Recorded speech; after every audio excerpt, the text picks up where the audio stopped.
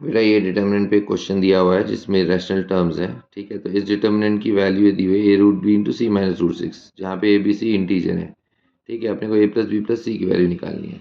तो सबसे पहले हम फर्स्ट कॉलम के अलॉन्ग स्प्लिट कर देते हैं यहाँ पे।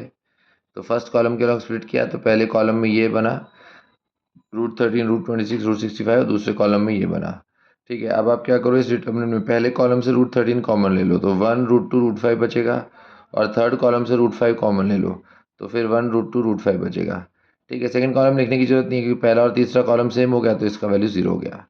अब यहाँ पे सेकंड और थर्ड कॉलम से हम √5 कॉमन लेंगे, इसलिए √5 का स्क्वायर बाहर आएगा, और फर्स्ट कॉलम से √3 कॉमन लेंगे तो 1 √5 √3, 2 √5 √3, और 1 √2 √5 बचा। अब देखो यहाँ पे दोनों सेम है, यहाँ पे भी दोनों सेम है, तो सेकंड कॉलम में से फर्स्ट माइनस किया, कॉलम ऑपरेशन लगा रहे हैं, ठीक है। बाहर तो 5 √3 आ गया, सेकंड में से फर्स्ट माइनस तो 1 0 0। अब यहाँ पे सेकंड कॉलम में 2 0 आ गए तो खाली इसके लिए लिखेंगे।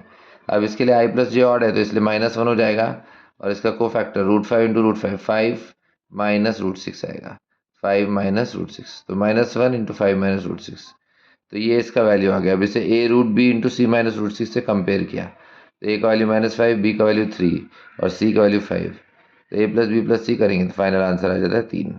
ओके।